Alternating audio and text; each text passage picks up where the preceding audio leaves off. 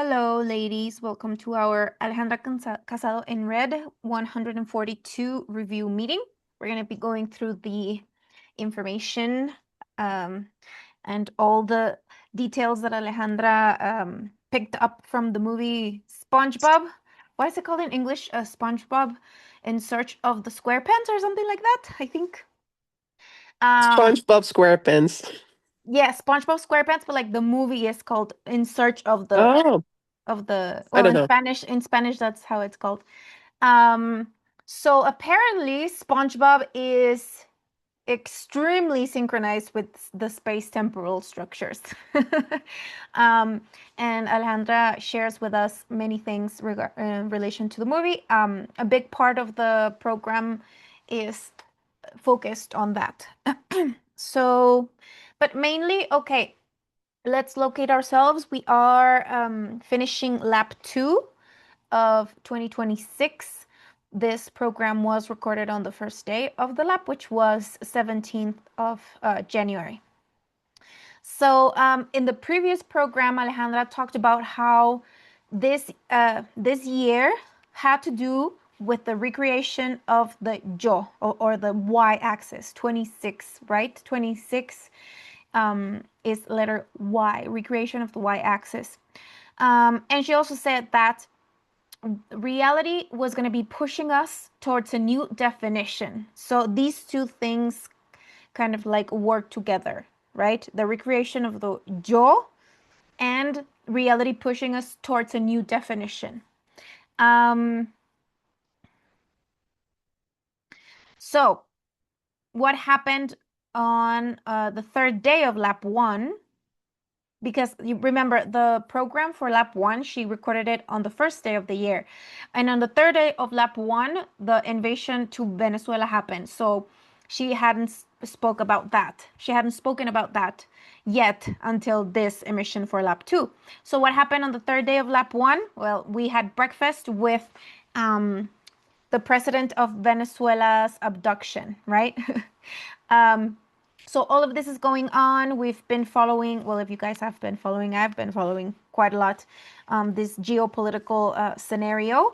And it is really quite interesting. Personally, I feel like my ignorance licenses for understanding geopolitics are completely over.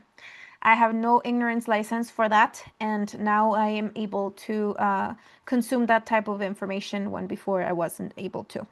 So I think that is like personally the greatest capitalization that this abduction of the Venezuelan president did for me personally. But all of this is happening and it's very hot, like geopolitically speaking, everything is very, every day we have, it's a very dynamic scenario happening, going on. So everybody's like wondering, is this good or is this bad? You know, we don't know where everything's gonna take us. But a characteristic of this year is that it is, oh, I lost the word, roller coaster. This year is gonna be a roller coaster, and the roller coaster is central to the SpongeBob movie. Okay. So this push, it is as if reality is gonna be pushing us, because it's pushing us, like this is literally what is happening. This is literally what this person that is fulfilling a specific role in our society, which is Donald Trump. This is exactly what Donald Trump is doing. Pushing, pushing to see where the limits are. That's exactly what is going on. And that is what Alejandra is explaining, what the general scenario is like. So uh, where is my reach? Where isn't it? And these are like the questions we should be asking ourselves right now. Where is my reach? Because it's a new year, right? And every year is going to bring new variables, new dynamics, new situations that probably, of course, this is why we do this every year. I map myself the first 11 laps, I map the other person the second 11 laps. We do that every year. Why do we do that every year? Because every year is different, except for the people that have no capacity to, you know, update, they say, oh, every year is the same. But if we notice, before this was more usual that people would say, oh, every year is the same as the last. Before that was more usual. But now we are not hearing this narrative as much anymore. People, like, we are starting to update every year, every year. Things are starting to change, actually change for everybody. Okay, so the questions that we should be asking ourselves right now is, where is my reach? Where isn't it? Where is the other person's reach to put up with me? Because she's saying tolerance is bankrupt right now. We are, and this is happening because of the shift between the RO and the credit and RO towards the RI. Tolerance is bankrupt because the credit is in RI right now, not in RO anymore, like it was in the past. And this is something that we're only going to be able to actually assimilate as we see it happening.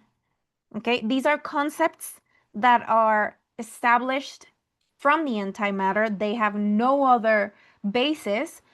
We cannot associate them with anything else. So we can only understand them once that we are going through them or experiencing something.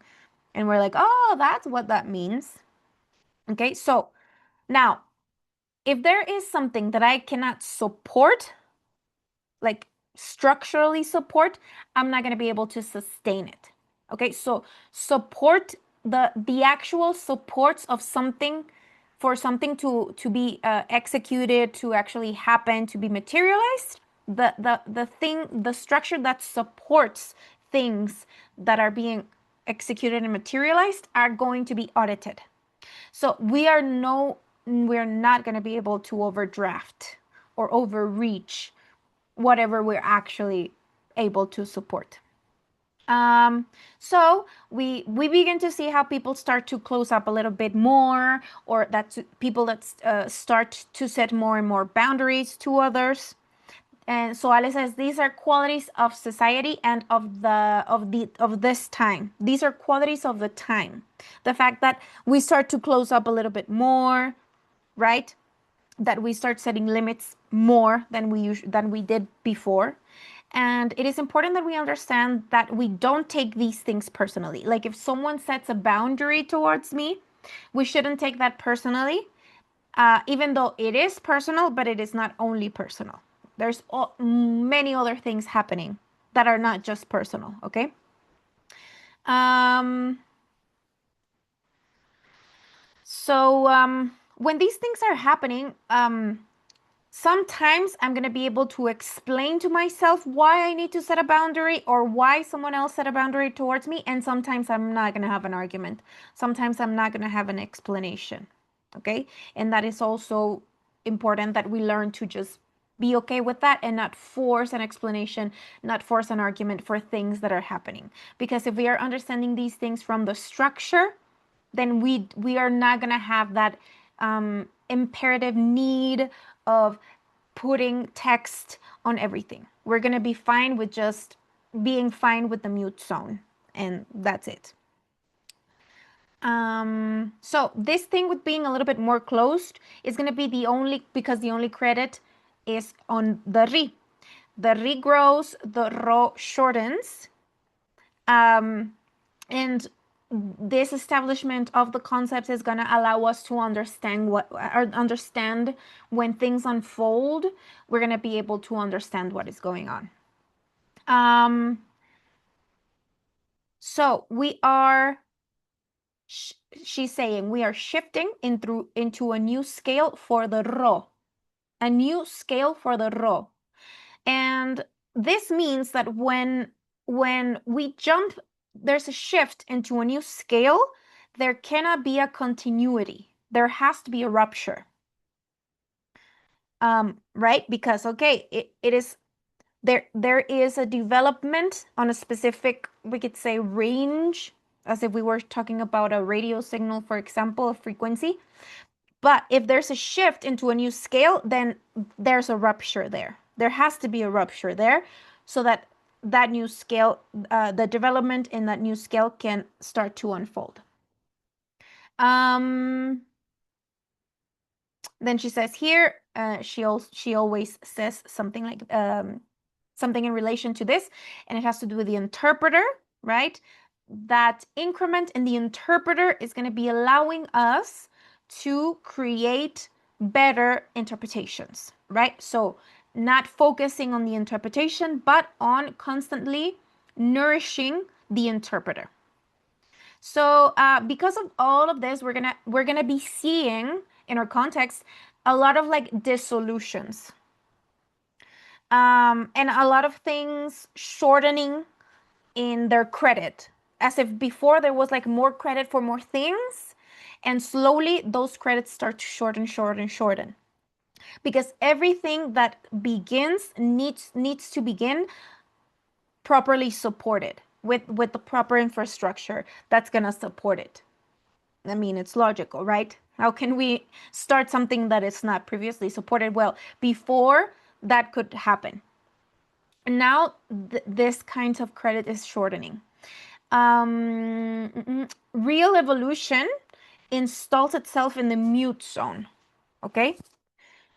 Okay, now she goes into talking about SpongeBob.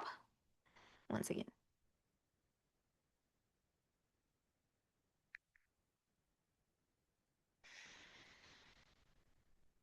So she goes and talks about SpongeBob. So SpongeBob has been around since 1999 as the cartoon, right, on Nickelodeon. SpongeBob has been around. I grew up with SpongeBob. I was born in 1991, so I was there when it came out and all. The thing is that Alejandra was in Buenos Aires because she spent Christmas with her family, and on the first day of the year, she saw this huge billboard with SpongeBob's movie being promoted, and in all of Latin America, Bob Esponja was shown on the theaters on the first day of the year. So she said that when she saw that billboard, immediately all the antennas started to light up, because she's like, I am aware of the importance and implication of 2026 when we are talking about an asimila year, right? And asimila is always related to the intestines. Intestines? Yeah, to the gut. Because the gut is the one that assimilates everything, okay? She says, I am aware of the challenge of assimilation. So, for there to be a challenge in the assimilation, there is an abrupt shortage into what is understandable. There is a challenge in the assimilation, and there is a shortage in understanding, meaning that it's getting hard. It's getting hard for us to understand what is going on because of this breakage and this shift that we are experiencing. Okay, now we can explain to ourselves a little bit more what is going on because we have this structural formation, hopefully. If we didn't distort everything, the signal from the start, and if we have this problem where we are associating everything in LGC with myself, then I'm probably not understanding anything. And this is happening in year 14 of the development with people in the community that are not understanding anything, because from day one, they are relating everything to themselves, to the linear experience and to the human experience. And there's people doing that. And I have seen how people that do that have zero clarity. All they have is confusion. Okay, so we have to be very careful with this, because if we do this, the signal is never going to be clarifying and it's always going to be confusing. Anyway, when Alejandra says, when understanding shortens, we are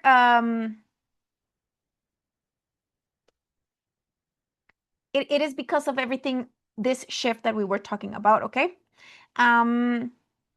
So the thing is that we are not going to be able to resist something that we cannot support. Okay, so all of the things that cannot be supported are gonna try to express themselves, but then fall down. Try and you know, what does that mean? I have to be very careful with the things that I say or the things that I think or imagine that are possible because they have to be actually supported and financed, of course. So, these updates are always in the mute zone, okay? And when these updates happen, because they are in the mute zone, I'm not even gonna know what those things are about. I'm not gonna know what those things are about. I am gonna start to act updated long time before I'm able to explain to myself or to others what that update is about. Okay? So first, because it's mute zone, it's in the mute zone. Now, why is this so outrageous? This whole situation with SpongeBob, the assimilation, the first day of the year. SpongeBob is a sponge. And what do sponges do? They absorb. So the thing is that in order to absorb, you need to have space, right? And that is exactly what we don't have. We don't have space. And this is going to depend. This is going to depend because um, we know that for the social consciousness, there's a different functioning than with someone that has an extra consciousness, which is the solar part, right?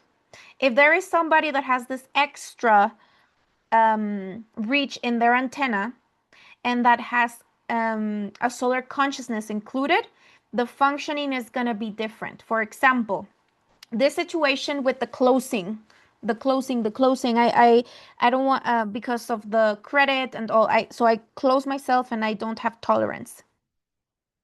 If we don't have solar consciousness included, I can't explain to myself why I am acting that way. But if I do, instead of closing and becoming impermeable, I am going to have a membrane that I can manage properly, a lot better. So I'm not going to be impermeable. I'm going to be managing my membrane, which is very different. If I have if I have that resource and I can use it, then it's going to be a little more not that uncomfortable, I guess, because I'm not going to be impermeable. I'm going to be able to have interaction. But if I don't, the only resource I have is to close up completely. And that's, I mean, it's a quality of the space and it's like self-preserving. So everything is whatever resource you have at hand to get through this transition, it's going to be according to every person's scope, right? Now, the same thing with tolerance. These are things that can be modulated depending on each person's formation, scopes, configuration, etc., etc., etc. But even though there is going to be a day for me that I have zero tolerance, I'm going to be able to explain to myself the fact that I am not tolerant because of this or this or this. Because I know that there are changes, structural changes happening that are, of course, expressing themselves through my life because I am a content. Okay, so all of this breakage, all of these breakages that are happening are going to take us or make us fall into a zone of more space. All of these things that are not being able to support themselves start falling, and then we start to enter into spaces that have zones that have more space. So there are some people that are gonna experience this more nice or not so nice, or more fluent or not very fluent. It's all gonna depend, okay? So Ale Talks introduced this concept of papel on, which is interesting because in Spanish, papelón is somebody that makes a fool of themselves, right? But if we look at it structurally, it's going to be a person because on is it has to do with the memories of the container, right? So papel is going to be like a roll, right? On, papel on. So it is like a roll that is going to be connected to the memories of the container. It is like a concept that has to do with someone that is going to take a role of showing something in relation to the container. Okay? So this is going to be present constantly, this situation, in different levels, in different roles, and in different frames. Now, this is very important that really organized something in my perception because, as I said, the field is going to reveal itself through our own central nervous systems. And the field, in the end, is the one that is going to provide its version about us. So in the end, it is the field, the structure itself expressing or revealing itself through our own central nervous system. Okay, so because the field regulates our central nervous system. Now, there is this thing with support, the sostén, support. Everything that is said needs to be supported, and if it's not, it's gonna fall down. It's gonna, of course, it's gonna not gonna be able to sustain itself. So the thing is that if we understand what is going on, we're not gonna be mad when something doesn't unfold the way we want it to. Okay? So here is the update that Alejandra presented for Lab 2, and it includes SpongeBob. So we're gonna be going through this as we go through the document, but mainly we have, the main thing is that Alejandra added the note SO inside the cardinality SO, because before we would relate to that area as a cardinality, but it didn't have a note, a specific note inside the cardinality. So she said the cardinality SO was too big for me. So now we have SO, and it is a part that is at the level of me. It is not too big for me because the whole cardinality is like too much for me. Notice that me is my part, my particular part of access or usage of that collective cardinality, which is SE. Okay, because SE is a collective public space. I have a little space there, which is me. Okay, so now we have so, the note inside the cardinality is O at the level of me. And then we have SpongeBob with his guts out, which is something that happens in the movie. And then SpongeBob with the bubbles, which is also one of the main things in the movie. SpongeBob can only do two things. Cook, which is his job, burgers, repetitive. He's a very responsible individual. He has a pure heart and mente pura, innocent mind and pure heart. Okay? And bubbles. That's what he does. Bubbles. Okay. We're going to explain this later. So, in the SO cardinality, we have the Solariano. Remember, right? Solariano. This is the cardinality for the Solariano, which is where the solar consciousness, Sol, is going to depend on the Ri axis, Ri, Solari, so that the receiver receives the NO cardinality. That is like the decodification of Solariano. The solar consciousness depending on the Ri axis so that the receiver receives the NO cardinality, solariano, okay? Now, the SO cardinality is where we all acquire gravitational charge. And that gravitational charge is going to give us the tools or the instruments so that we formulate inside the unified field as contents. That gravitational charge is going to give us the tools so that we self-formulate inside the unified field as content. And inside the unified field, we have mi, okay? Fa and re. Fa and re. Now, this is another important thing that she pointed out. We have barra tal. We have one barra tal here, right here, which is completed with these new 3 things that she added. That is the barra tal that comes directly from the source. That is one barra tal. But then we have another barra tal, which is this one. The barra tal of the SE cardinality.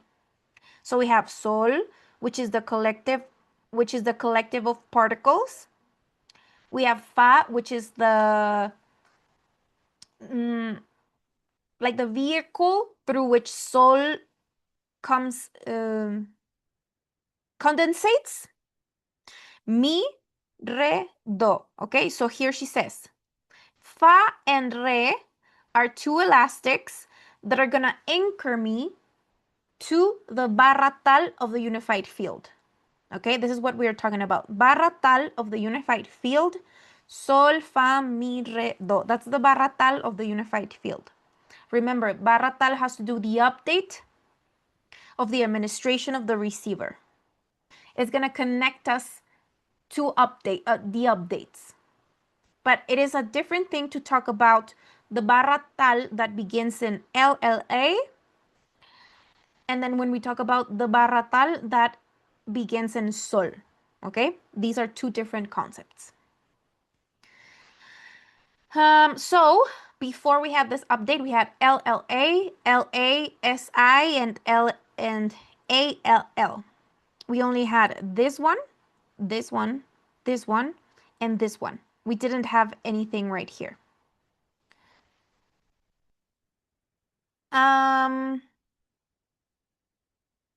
So we always use the SO as a cardinality, but never as a content. But the thing is that we have to project ourselves in there. So in order for us to be able to project ourselves in there, we need to know which is the financial barra, which is the barra tal. The barra tal is the financial line because it's the one that connects us to totality, which is LLA. That is, LLA is the one that finances existence. And that financial line needs to go all the way from LLA to ALL, all the way to the other side. And that is the credit that allows me to be supported. That is what she's talking about when she talks about support, the financial line. Okay. Why? Because inside me, I have totality, but I don't have totality interpreted. The interpreter is over there in the NE cardinality, but LLA has all the occurrences that are going to be a part of the unified field. Okay, so LLA has to do with the concept of the primary unfoldment. And that is like the only tool, the only resource we have when we are super charged with experience and we're about to burst our containers. This is the resource we have. Use all of that charge in the antimatter so that we are able to get more space for the update. Space for the update. If we don't have space for the update, what is the update gonna do to us? It's gonna burst us. So it is really important that we work with antimatter. The only real improvements have to do with the subatomic scale. Okay, because if these improvements have to do, if I am in contact with an improvement that has to do with the subatomic scale, that improvement is going to be hyper sustainable because that update is going to be hyper connected space temporally. So it's going to be hyper sustainable. I love that concept. Okay, so introduction of the SO cardinality.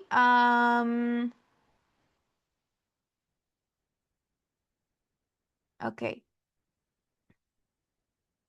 So she is saying that the movie is like really quickly, goes really quickly. You know how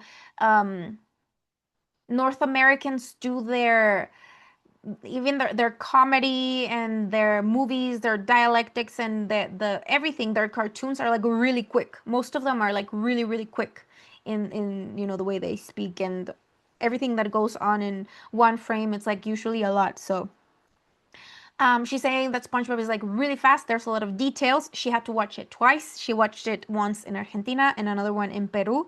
Alejandra began the year in Peru. Okay. So she's gonna talk about the movie, okay? And she says that I hope that it is useful for you guys that when you see the movie, you have this previous conception because it is like really quickly and it goes directly into the subconscious. Um, and she says that she's only going to use very little details, not all of the details because there's so many. So the thing is that SpongeBob wakes up in the morning, and when he wakes up, the first thing that he wants to do is measure himself because what he wants to be a big boy. Okay? SpongeBob wants to be a big guy. So in order for him to be a big guy, and so why does he want to be a big guy? Because he wants to ride a roller coaster, like a really scary roller coaster. So he needs to have a certain height so that he can ride that roller coaster. So he wakes up in the morning, and the date that we see in the wall where he measures himself is the 18th of December, okay, which is the last day of Lab 22 before we enter the Ring of Fire. Um, Also, we know what happened on the 18th of December of last year, which is the death of Lucia Retes, which was Dario Moyano's mother. The grandmother of LGC passed away on that day. And that is the day that SpongeBob wakes up and measures himself because he wants to be a big boy. Okay? So we're going back to this notion that 2026 is a roller coaster. So what SpongeBob wants is he wants to be recognized as a big boy. He is a cook, and the way and where he works, his reference, like his authority or his like someone that's really important for him. That's Mr. Krabs, right? The crab is his boss, the owner of the Krusty Krab, and that is his referent. So when SpongeBob tries to go to ride the roller coaster, because okay, he measures himself, it is the 18th of December, and he measures himself in clams, okay, because of course this is the context of this is the under the sea. So he measures himself in clams, and he is measuring 36 clams. Now the reference to the 36 clams, we know that a quarantine has 39 days, and that on the 36th day of a quarantine, it is because the last 3 days of a quarantine, which is day 37, 38, and 39, those 3 days, the last break of a quarantine, is where all the information received in 36 days synchronizes to generate the update. That is like the importance of the last break of a quarantine. So he measures himself and he is measuring 36 clams. So there is like something still to be developed. 36, 37, 39, and 37, 38, and 39. Okay? This is like important because of what happens next. What happens after the 18th of December, and which is where the story unfolds. So SpongeBob wakes up and he's like, oh yes, I'm old enough to ride the roller coaster. He goes with his friend Patrick, the star, And Patrick is ready to write it, and SpongeBob, when he sees it, he's like, "Oh no, no, no, no!" He's like really scared. He's really, really scared, and he lies. He tells he tells Patrick that he needs to work, that he forgot that he needed to work, so he goes back to work, right? And that's where he finds himself with Mr. Krabs, and he tells Mr. Krabs that he was almost ready to ride the roller coaster, which is themed of pirates. Okay, like there's a lot of pirates involved in the movie. So SpongeBob tells Mr. Krabs that he wants to be a big guy. He wants to be taken seriously, socially speaking. SpongeBob wants to be taken seriously. So this is where Mr. Krabs starts to tell the story about how he got a piratization certificate. Piratization? I didn't see it in English, the movie. Something like that. Pirate, like a certificate that qualifies him as a pirate, as a bad guy, like as a tough guy, right? And Mr. Krabs tells SpongeBob how all the things he had to go through, like all these challenges that he had to go through in the underworld, and like this really difficult adventures that he had to go through to get that certificate, right? And that enabled Mr. Krabs to be like really tough, right? So he portrayed himself in that way. So when SpongeBob sees that, he's like, "Oh, I really want to be taken seriously. I want that certificate. Like, what do I have to do to get that certificate? Because I want to be taken seriously. I want to be a tough guy." So what Alejandra notes out of this is like the importance of everything that is dialectical, that certificate, right? And that certificate said like in order for you to get the certificate, you need to have like all these not extreme qualities, like a lot of qualities like honesty, loyalty, and like bravery, and there's a lot of words in the certificate that you needed to check out in order to for you to be actually accepted as a pirate, as a tough guy. Um, and one of these qualities was intestinal strength. Intestinal strength. Okay, that's one of like in the movie, it sounds like nonsense. But now that we are looking at from the structure, everything is extremely synchronized because we're talking about assimilation and it's directly connected to the gut. So when this checkbox that you needed to fulfill that um, intestinal strength to be a big guy.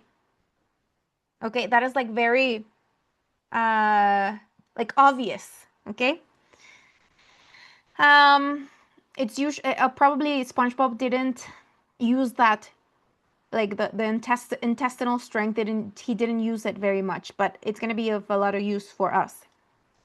Okay, so SpongeBob has this need that he needs to be validated as a big guy, right? And he wants that certificate because he wants uh, the variables that have to do with the external version of myself. He wants to be interpreted as able. So, okay, how do I get that certificate? Um, so SpongeBob is looking at the certificate, right? He's looking at the certificate. He's looking at all the things he has to do to become one. And suddenly he finds like a tunnel in the bathroom that takes him to like the crab's office. And the crab's office has like all of these like the suit, the pirate suit, and like the I forgot the word. All the things that he used to fight, and all his certificates and all his trophies and pictures of him, like this big place where he put all of his achievements, right, Mr. Krabs. So SpongeBob is like, wow, wow, this is amazing. I really want to be like him, blah blah blah. So this is where the Dutch pirate appears. Okay, the Dutch pirate is the only human form in all of the movie. When we're looking at the cartoon, the Dutch pirate is hold on. The Dutch pirate is in kind of like a specter. He is like a ghost, okay? Um, and he appears, right? I think SpongeBob accidentally opens the portal. I think it's by accident. There's a portal open and the Dutch pirate appears, right? And the Dutch pirate, because SpongeBob and Patrick are like pure innocent souls, um, the the the pirate appears and they start to have this conversation. And SpongeBob tells him like, "Oh, I really want to be a pirate. Like, what do I have to do? I want to get the certificate." Now, the interesting thing about the Dutch pirate is that the movie begins with this pirate in human form outside of the ocean, talking about the story. He's narrating the story, right? And he's inside the ship, and the ship does this, and then the pirate pulls out an anchor, sets it on the floor, and the ship is stabilized. Okay? Now, we're talking about anchoring. We know that 31 is ancla in Spanish. Dutch, the Dutch pirate, the anchor in 31. Okay? So,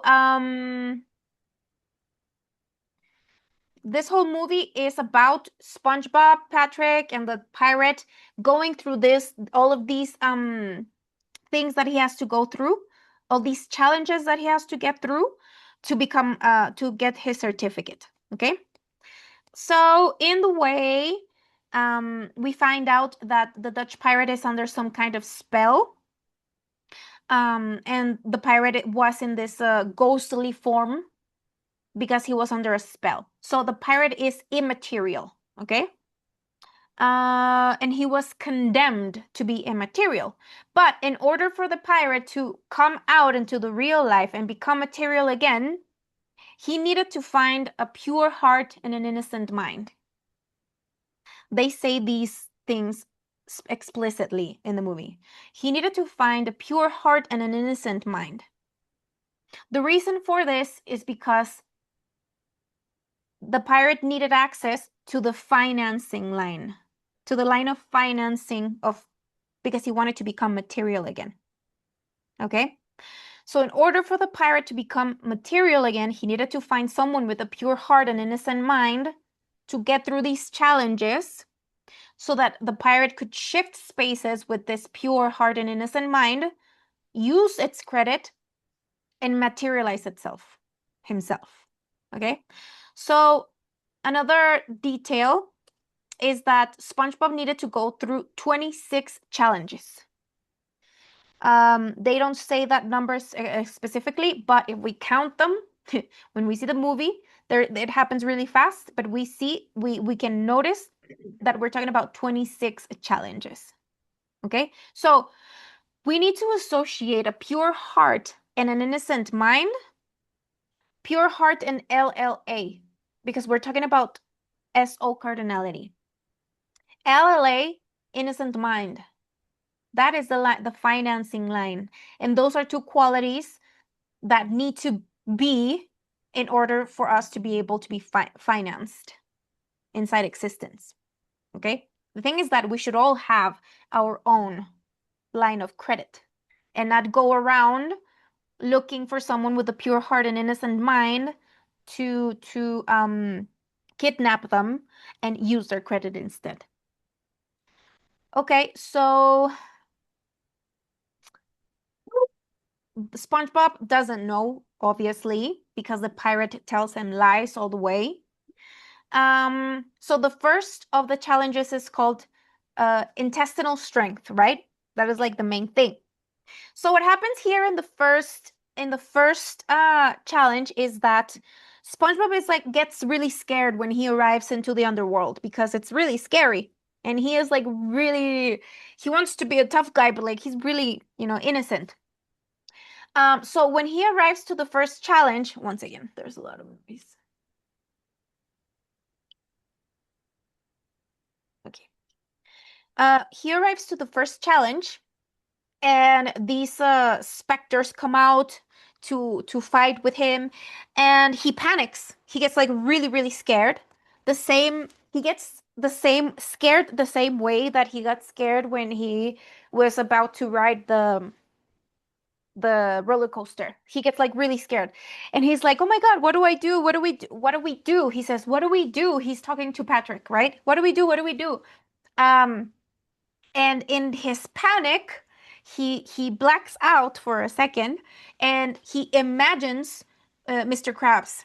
So when he imagines Mr. Krabs, SpongeBob asks Mr. Krabs, like, "Oh my God, what do I do here? What am I supposed to do here?" And in his imagination, Mr. Krabs tells him, like, you have to do something, you have to think about something that I would do.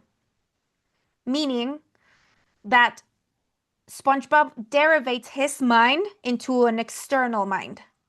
He's not doing what SpongeBob would do. He starts to do what the crab would do. Okay? So there's a derivation. He's no longer set on his mind. He is now basing himself on an external mind, and he's gonna be acting from there uh, throughout the movie. Okay? Now, by this time, the actual crab is like really worried about SpongeBob. Like, so he is like after them, trying to find them to try to help SpongeBob and trying to tell him that it's not a good idea what he's doing. Because later in the movie, we find out that what Mr. Krabs told SpongeBob wasn't true. What actually happened was that Mr. Krabs got really, really scared when he got to the underworld and he went back. Like he didn't get through the challenges. But he told SpongeBob all these lies because he knew that he was like this authority referent for SpongeBob. So he told him all these lies. So Mr. Krabs gets like really scared for SpongeBob and he's like, "Oh, I have to go and tell him that I lied." Okay? But SpongeBob doesn't know this. So in the imagination of SpongeBob, he's like, "Oh, I have to do what Mr. Krabs would do." So what does he do? Um, he tries to act like Mr. Krabs, but while he does that, he still fails, and all his intestines come out. It's not his actual intestines. I think it's like a Medusa or something like that. He falls into like Medusa, and it looks like all his intestines are out.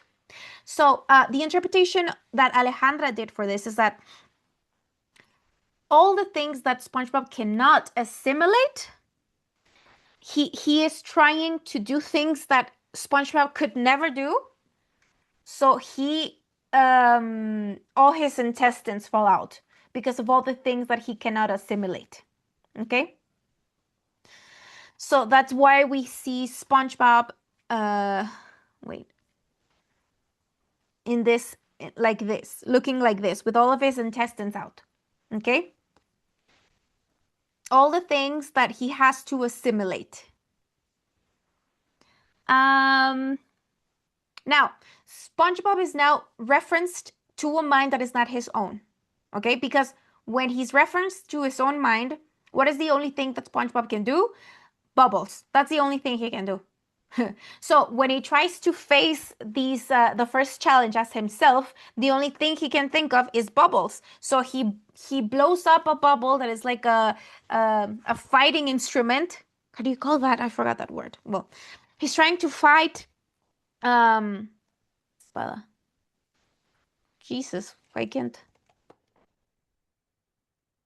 Sword, sorry. The sword. Okay, so he blows up a sword made out of a bubble, and when he tries to use it, it pops, of course, right?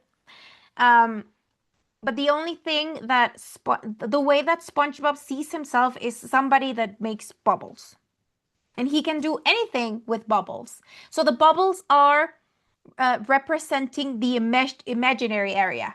And this is an important thing because the importance of not confusing the imaginary what is imaginary and what is real. Okay? Okay. So he has the image of the crab in SpongeBob's mind is so great and so idealized that in order for SpongeBob to do something close to what Mr. Krabs would do, he needs to he has to take his guts out because it would be so difficult. Okay? So that's why he appears with all his intestines out. Um, no, that's also this three part. Yeah, gut.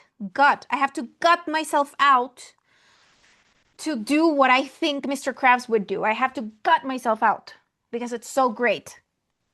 So the intestines have to do the intestines out has to do with all of those things that I am not able to assimilate.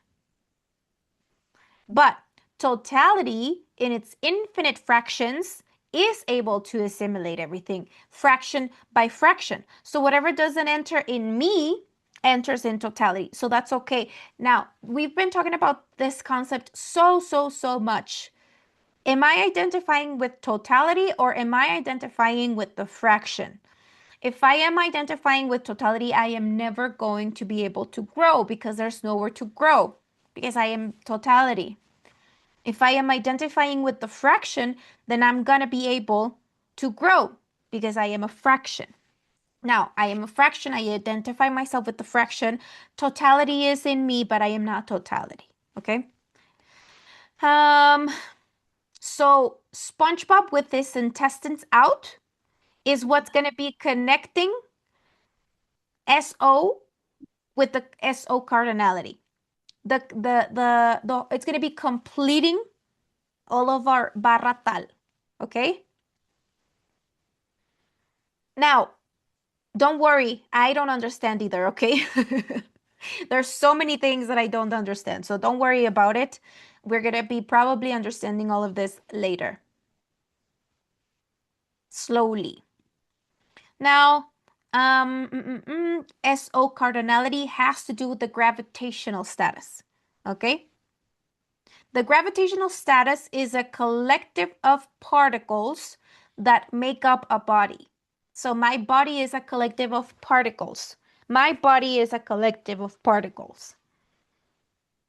My particular consciousness, the more I grow in this formation, I'm going to be able to administrate better that collective of particles. But I never have to lose sight of the fact that my body is a collective of particles that I am particularly managing. Okay. Okay. So SpongeBob perceives himself as someone that blows bubbles. Mm-hmm. Um, so all of the challenges that are demanded for him to get that certificate, he can't actually fulfill them because all he knows how to do is blow bubbles. So this is what Ale calls the primary unfoldment. Everything that I imagine in the primary unfoldment, the source says yes.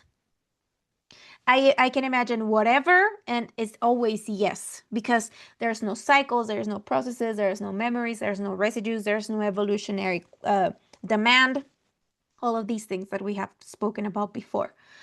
So when SpongeBob blows a bubble, he can turn it into a sword and he thinks he can fight the specters, but then the bubble bursts and he's really scared. Okay, so there's a difference. Okay, illusion. There's an illusion, a relation, a differentiation between primary and secondary unfoldment. The bubbles that he creates are connected to the imaginary. But what is really what that connection is actually doing is that it's connecting him to the source of financing. It is what enables him in real life.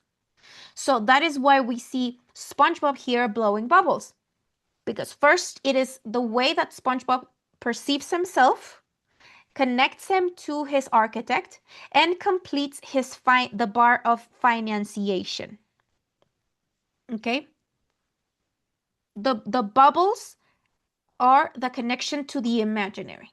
Now, we need the connection to the imaginary because that is the place that we construct everything that later is going to become material. But it's very important that we don't confuse these two. It's very important that we don't confuse what's imaginary with what is real.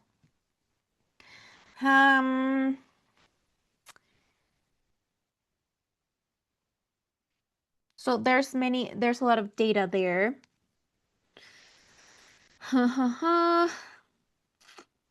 So she's saying that it is really important that we get through all of these things that Alejandra's talking about, the details, slowly. Remember, and this is what she says all the time in relation to LGC. Just allow things to unfold, to condense, to to be a part of my become a part of my understanding slowly, not force it. Because later these things start to come into place. The first thing, well, I saw the movie and then I saw the program and I was just like, I don't, I was completely blank. But then later, as time went by and then as I started to explain, and slowly I start to pick up a little more details. So no worries if we don't get it, of course, right away. So it is really important that we recover the value of understanding the things that are within our reach, okay? And get over that episode of frustration that I get when somebody asks something of me, or I interpret that somebody is asking something of me, or I interpret that somebody is asking me to understand more. That frustration that appears because I don't understand something. Now, it's really important that I stay within the things that I do understand and not force myself to understand something that I don't. Okay? So this is especially important now because we are talking about the resignification of the yo, resignification of the I, of the why. So in that process, we shouldn't be comparing ourselves to anybody or to anything. Okay, going back to Bob, it is quite childish, but because it is so childish, it is anchored more easily in the memory because it goes towards a very precarious and primal area where comprehension can be given without any demands. You know, a child comprehends without much demand. That is like the area that we should be looking for. Now, we are talking about that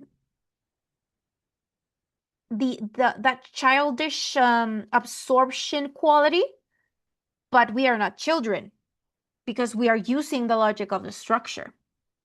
Okay, so we are conjugating these two things because the precarious aspect does not lose connection. Now, if we try to link LGC contents thinking from the mind of an adult, almost invariably, we're going to go towards distortion, which is what I was saying earlier. If we approach LGC from the mind of an adult, it's going to be distorted. But if the access is through the mind like of a child, of course, the signal is going to be more clear, but not from the childish logic, but from the structural logic. So the pirate is able to change spaces with Bob, thanks to the fact that Bob has a pure heart and an innocent mind. That's why the pirate is able to deceive him. So SpongeBob achieves the last challenge because he really wants to be taken seriously. He wants to be a big guy. So he goes and does this thing, and he is deceived. He's cheated. And when he realizes that because the pirate turns into a real person, ascends into the earth, and SpongeBob and the crab, they become specters instead. And so when Bob sees himself as a specter, he's like, oh, I think I messed up because my credit is piratized. My credit was interfered, stolen. So now Bob has to fix that.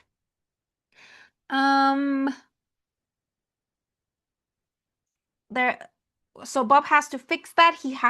But he has to go to the earth. He needs to leave the the under the sea and go to the earth and find the pirate to get his credit back. Okay, so there is like this flute that the pirate has that SpongeBob needs to take and break so that the spell is broken. But how is he gonna do that if he is now a ghost? He can't touch that. He is imaginary. Okay. Okay. So what Bob does is that he they go into the earth. He goes with the crab into the earth, and when the pirate sees that he's being followed by SpongeBob and the crab because they want to break the spell, he runs away, and he runs away into the roller coaster. So in the roller coaster, um, SpongeBob and the crab are there. They're trying to get their hands on the flute, and the pirate is like mocking them. He's like, "Oh, you're never gonna be able to do that," because he had to break the flute before the sun came down, because that's the only time they had to do it. Um, so while they were like on the last moments before the sun fell down, um, SpongeBob was like, "What do we do? What do we do?" And then the crab, the actual crab, not the imaginary crab that SpongeBob had in his mind, but the real crab has said, "What would SpongeBob do?" And he's like, "What would I do?" "Yeah, SpongeBob, what would SpongeBob do?" And he was like, "I would blow a bubble." So he blows a bubble, captures the flute with the bubble, and then breaks the bubble breaks, and the flute comes down and it breaks the spell. Okay? So of course, what we see in the ending of that is that he was no longer derivating himself to an external mind, and he was no longer confusing imagination from reality. Okay? Now, there's another detail in the movie where, when they are really scared, him and Patrick, they drop a brick. Okay? Now, it's very related to the global quarantine and the bricks. There's 13 bricks. And the brick has 3 dots. We know that a brick in the quarantine has 3 blocks, right? Now, that is no little detail, because a brick is a construction that includes 3 days that produce one update. Okay. Um, a quarantine has 13 bricks. That's what we said about the 36, right? The 36th day of a quarantine takes us to the 13th brick. 36th day takes us to the 13th brick. That allows that synchronization, okay? Um,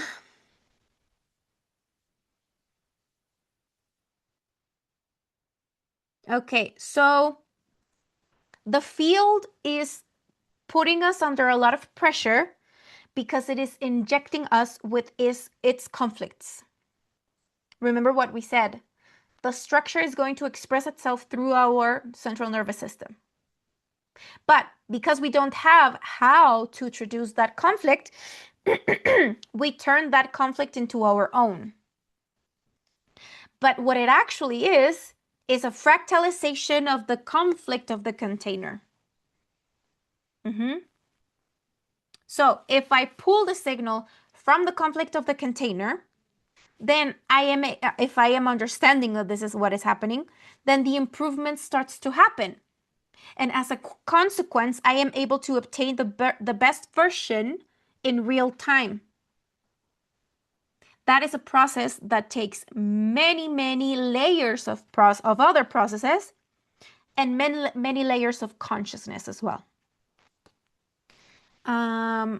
So the update inside Lab 2 of 2026, we have the SO, the note SO inside the cardinality that is going to be at the level of me, because the cardinality was too big for me. Okay. Now, what are we seeing in the contents? And we are able to see this constantly. Fishers of pure hearts and innocent minds, trying to piratize their credit. So why do all of these innocent people die or are captured or are affected? We can see this very clearly. What are these other consciousnesses searching for? A financial source. So another thing is that she talks about the Dutch pirate. What do we see in column 31 in the table? We see the Toganeson. Toganeson, the figure, the important, the very, very important point in the table, which is Toganeson, is on column 31 of the table. Meaning that maybe there's some Dutch pirate somewhere trying to anchor himself in existence, trying to piratize a pure heart and innocent mind to be able to get credit to be materialized, and injecting desires, frustrations, or aspirations that are not our own.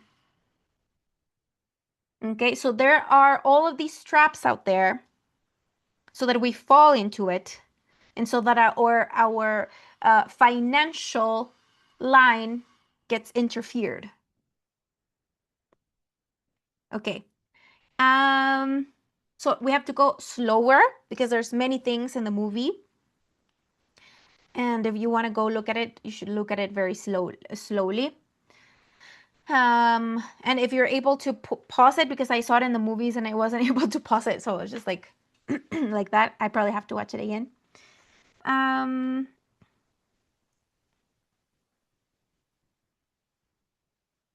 So all of these things that have to do with the financial credentials are activating. So that is why the early detection of the signals is really important to be able to make decisions on time. Because if we have this thing of early detection of signals, that has an implication of a direct connection with that financial line. Okay.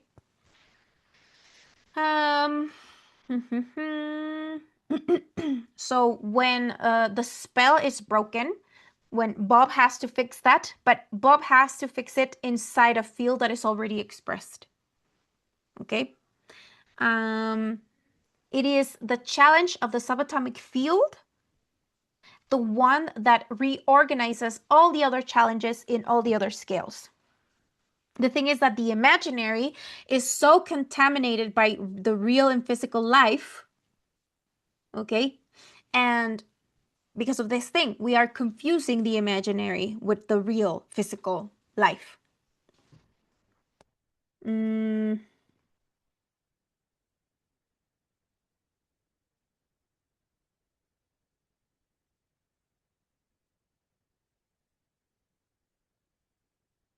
Okay, so here is like a really important declaration that she does is that if I am able to allow things to just like unfold and not like force velocity or like, oh, I really want to go faster. And if I do that, if I force to go faster, I'm never going to use my antenna. My antenna is going to be off. I'm going to be using memory. When I use my memory, the antenna is off. And when the antenna is off, I start to bump and crash into everything. Not because I don't have information, but because I don't have a reception. Now, the time for the antenna to be off is over. The more we move into the apparatus 500s, because the challenges are going to be higher and more difficult, then the antenna becomes a higher demand. Okay? So when we don't use the antenna and we use the collective memory,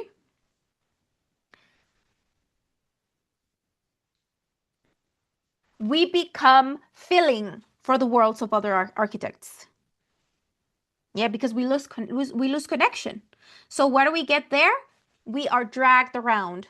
Desire, the magnetic situation. Desire has this magnetic quality. And when the antenna is off and we have all these desires and aspirations and situations that drag us around, that interferes with our purpose. So why are people having such trouble syntonizing into their purpose? Because they are filled up with perspectives that are not their own. So this is why, what she was saying earlier, people start to close up because they start to push out all the perspectives that are not their own. So if we see this happening, now we know why. We can understand why. Because they are eliminating perspectives that are not their own. They are eliminating things that they cannot support. And what's going to happen there? The purpose is going to be more clear. Why is the purpose diffuse? Because there's a big quality of desires being injected into the nervous system. So we get all cloudy. Okay, so because all of these minds want to assign something to me that is not my own. That's why it's like, no, no, no, no, no. No, no, no, no, no, no. I can only keep what I'm able to support. Here she makes a little parenthesis on Venezuela. Parameter 54 was absorbed by 1, which is an update. It's 59. 58 times 1, 59. Now, we are not very happy with the how it happened because that is the only way that it could happen. The only way that was available and according to the collective. The thing is that the stereotypes are stereotypes of power. And the way power is configured now is imposition. So we are looking at all these leaders and seeing what they want is to see who has a bigger, that's all they're doing. But it is not a sight of maturity. It is like actually very stupid. But that is like where most of humanity is. Not all of humanity, but most of humanity. Okay. So why is this happening? Because there is no anti-material observer, an external point that is not implicated, that is able to regulate the interaction. There is none of this. Okay, so yes, the beginning of the regulation of parameter 54 is beginning. It is very precarious, yes, but that's what we have. That's what's available. The good thing is that it's happening. Now she talks about the importance. She's been talking a lot about the importance of the 28th of April, which is day 118, Oganesón. And the convergence with the wheat, which is 58785. Okay. Which reads as parameter 58 executing gravitationally in a convergent way. 58785. Okay, so the global mind is going to go towards one place. It's not like everybody going all over the place. No, the global mind is going to go towards one place. And that is like the peak point, a very important point in this 2026 every year. But of course, the most important year is the one that we are going through. And that happens on the 28th of April. Remember that the wheat has to do with the algorithm of the wheat is what we use because it's related to, it implies the social use of the real time of the earth. Okay. Here we have another, she didn't want to put like a lot of data here, but this is like a piece of data that from the first emission of SpongeBob, which was on the 1st of May of 1999, to the 28th of April 2026, we have 9589. Okay, so we have an update of the mind there. So SpongeBob has been educating us since 1999, and we are barely realizing there is like a very important synchronization and a structural convergence that is very important. Another important data is that the voice in Spanish of SpongeBob is a guy that was born in Venezuela. Okay, and we saw all the metrics for him too, and it's like really convergent. So when people say that something has no logic, everything has logic. The thing is that we haven't updated an interpreter to be able to provide that logic to our neurology. When something doesn't make sense, it doesn't mean that it has no logic.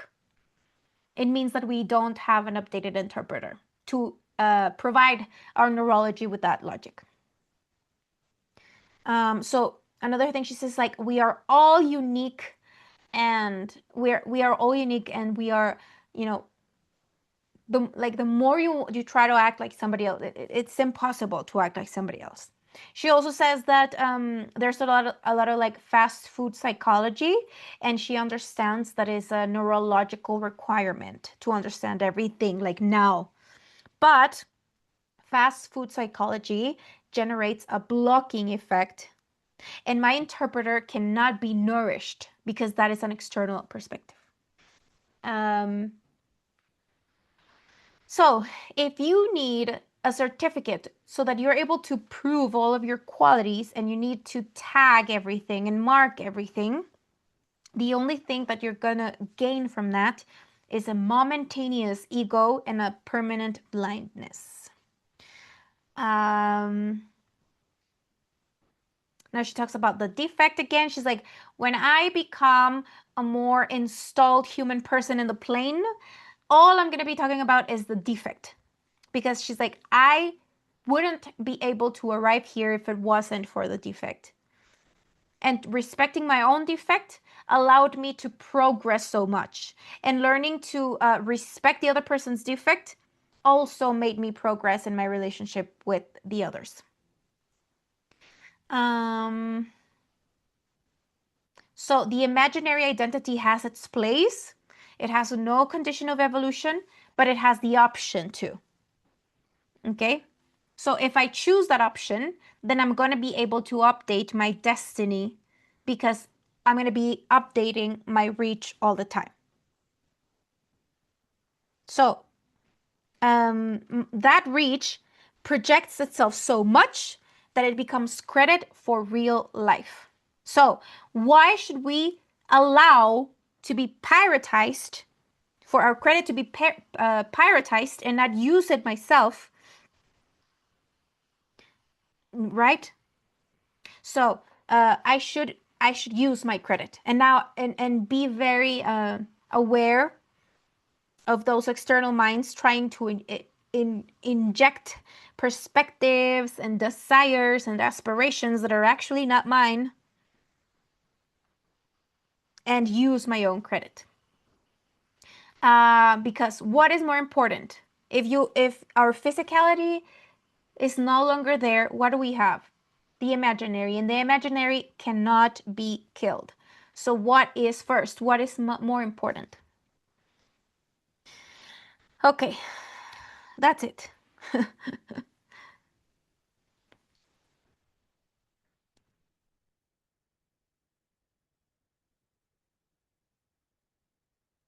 That was a good story, huh, SpongeBob?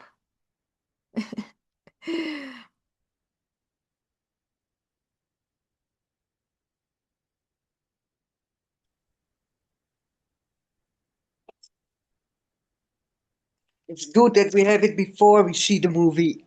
Mm-hmm. Yeah.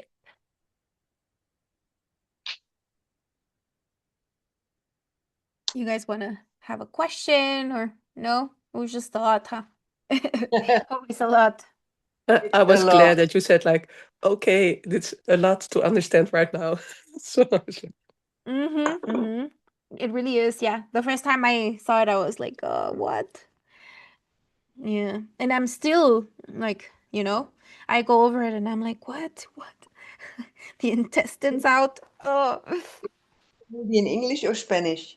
I saw it in Spanish, but I'm gonna see it in English again. Yeah. That's why I was like, parrotization. I don't know if that is a word. I'm Oh, yeah. inventing English words all the time. Parrotization? Parrotization. Yeah. A pirate or a parasite? No, that's different. A parasite is different. But yeah, you guys, so if you don't have any more questions, then we can end our meeting. Thank you Yeah. very much. yeah, thank you Okay. very much. It Thank was you very great. much, Denise. Oh, wait, Molly, you want to say something? Thank there. you. Thank you. Oh, Great. you're welcome. You're welcome. Good to see you all. See you soon. Okay, we'll be in touch. Okay. Bye-bye. Thank you. Okay, Bye-bye. bye. Bye.